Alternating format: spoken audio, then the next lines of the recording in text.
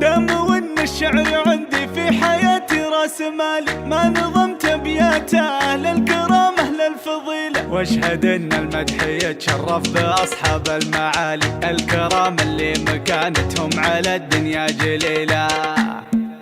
عاش فوز السنا في كسب النماس الاكبر، والوفاء والطيب فاله نعمه به سمح اليميني، والله ان للجمايل رمز شامخ ما يقدر، والوفاء والطيب فاله نعمه به سمح اليميني.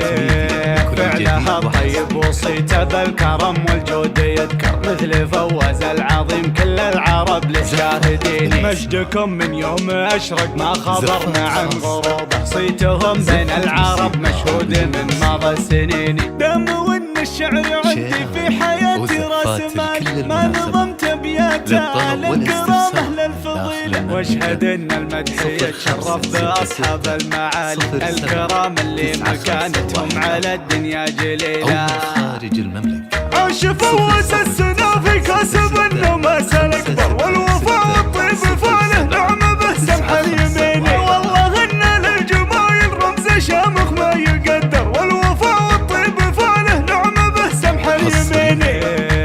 فعلها الطيب وصيته بالكرم والجود يذكر، مثل فواز العظيم كل العرب له شاهدين. مجدكم من يوم اشرق ما خبرنا عن غروبه، صيتهم بين العرب مشهود من مضى السنين.